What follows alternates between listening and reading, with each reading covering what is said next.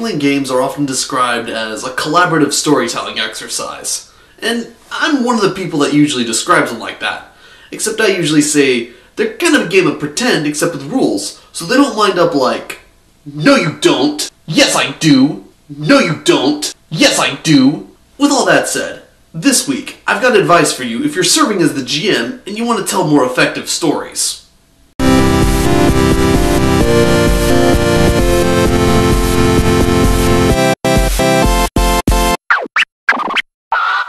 A lot of GMs I've spoken with before often stressed how much they prepare for the games they're going to run. And it's true, there is a lot of preparation involved. Much like part 1 of this series though, the secret to doing it well is knowing what to prepare. I don't have a handy list of the things you should prepare, since what you would prepare for Ryutama or Golden Sky stories would be wildly different from what you would prepare for Shadowrun or Dungeons & Dragons. Nonetheless, it still raises the question, what should you prepare? Well, it's not a question of what, but how. Some people have compared GMing to writing, since, after all, GMing is basically planning for a story to happen.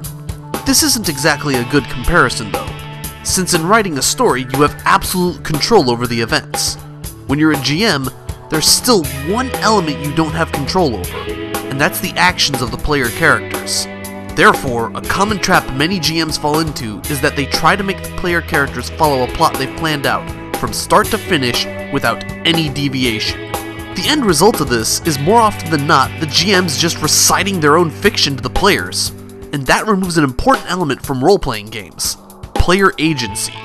If the players don't get any input into what's going on, why should they bother playing? So here's the answer to the question I proposed earlier. The way you prepare is with the expectation that what you want to happen is going to change somehow. Allow me to illustrate what I mean with an example. Say that, in a game of Dungeons & Dragons, you managed to get the players into a bandit camp that you planned out, and they made their way through to the bandit leader. You decided that the bandit leader would have a note on it, describing his operations with a band of slavers, which would lead the players to the next leg of the story, where they defeat said slavers. This simple plot has many ways it can be derailed. For starters, let's say your player Steve decided to play as a chaotic neutral sorcerer that specializes in fire magic. Upon encountering the bandit leader, he burns them to ash, along with any flammable possessions they had. A bad way of handling this unexpected turn of events would be saying that the note remains unharmed. That suddenly raises questions about why it survived, but the leader's clothing and bones didn't. A better solution would be to have the note somewhere else in the room instead of on his person, like inside a box or in a desk or something, especially since you probably haven't mentioned those up to this point, or if you haven't mentioned what was in or on them. Steve, though, is a gigantic asshole.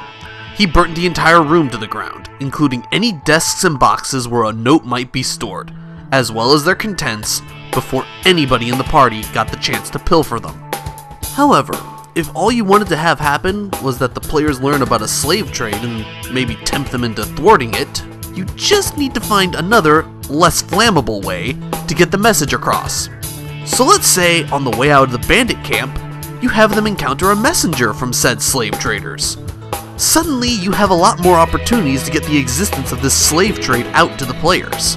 The messenger could be questioned or might bear some sort of seal or tattoo indicating who they work with. The messenger could also run away and tell the slavers about the player characters and what they did to the bandit camp. And even if that asshole Steve prematurely kills the messenger and burns him to ash, leaving him completely unrecognizable, the slave traders are probably going to wonder what the hell happened to their messenger. So above all else, you want to prepare your story to be flexible. And to that end, it's important to remember that nothing really exists in the game world until it's somewhere been mentioned and approved by the GM. This applies not only to the events in a given session, but also to any overarching plots you might have planned as well. The party in the examples earlier might actually be dead set on joining the slave trade instead of following them. But handling that will be a discussion for another time. That's all for today. Give me a like for this video if you thought it was helpful. You can also check out the first part of this video in the series if you haven't seen it yet. But if you have, thanks for being a loyal viewer. With all that said, I am Untitled Chapter, and I will see you all next time.